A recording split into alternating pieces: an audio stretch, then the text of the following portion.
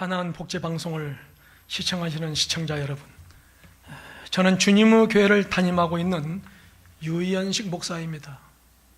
오늘 저와 여러분에게 주시는 귀한 말씀은 하나님의 감동으로 기록된 디모데전서 1장 12절에서 13절의 말씀입니다.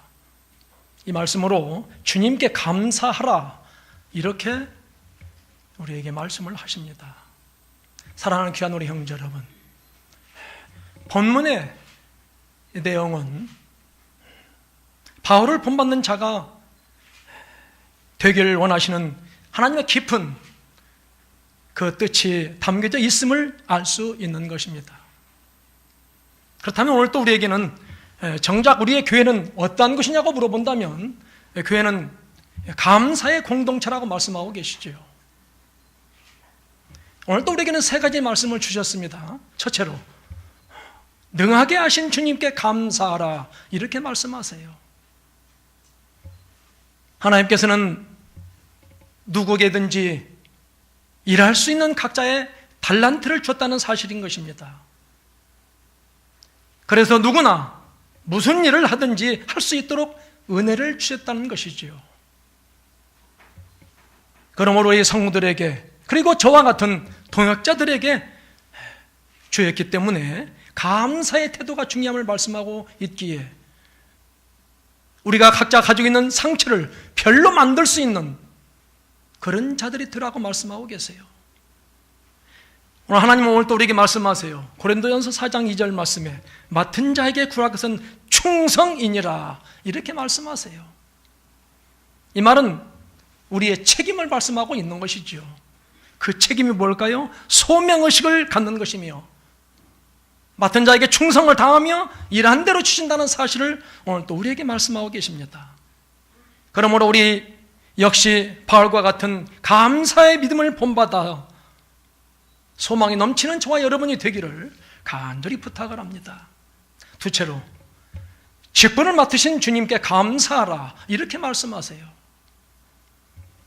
하나님은 우리의 능력과 감당할 만한 믿음을 아시고 우리에게 제일 필요한 은혜로 직분을 주셨기에 우리는 죽도록 충성하고 순종해야 함을 말씀하고 있는 것입니다. 다시 말해서 무서운 사람이 있다면 그 사람은 하늘을 품고 참는 사람일 것입니다. 하나님 우리에게 말씀하세요. 고린도서 5장 9절 말씀에 그런즉 우리는 몸으로 있든지 떠나든지 주를 기쁘시게 하는 자가 되기를 힘쓰노라, 이렇게 말씀하세요. 다시 말해서 주님을 기쁘게 하라는 것이죠. 그리고 충실하라는 것이며 기회를 충분히 활용하라는 말씀인 것입니다. 주님이 오시는 날까지 불평을 하지 않고 끝까지 주님의 뜻을 이루어 가기를 소원합니다. 셋째로, 긍휼을 베푸신 주님께 감사하라, 이렇게 말씀하세요. 바울의 고백을 보면 여러분도 잘 아시다시피 얼마나 핍박자였어요. 그리고 휘방자였어요. 그리고 폭행하는 자였던 것입니다. 바울은 일생을 온전히 주님께 맡기면서 충성할 것을 우리는 볼 수가 있는 것입니다. 그러므로 오늘 또 우리는 세상을 살다가 주님을 만나 그 첫사랑, 울고 불고 충성하겠다는 그 언약은 과연 어디에 있느냐고 지금 우리에게 묻고 계시는 것입니다. 다시 말해서 우리에게 진정한 인격자, 믿음이 강한 자가 있단다면 보고 듣고 행하는 자가 아닐까요? 하나님은 우리에게 말씀하십니다. 마태복음 12장 33절 말씀에 나무도 좋고 열매도 좋다 하든지 나무도 좋지 않고 열매도 좋지 않다 하든지 하라.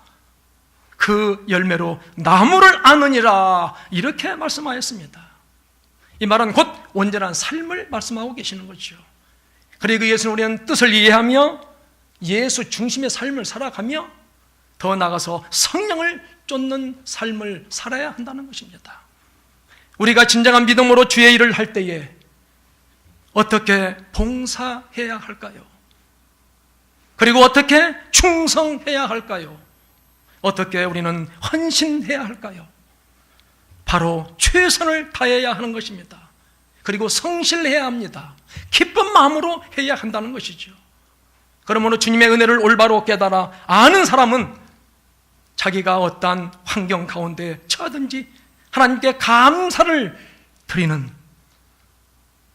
더 나아가서 축복하며 살아가는 저와 여러분이 되기를 간절히 부탁합니다. 감사합니다.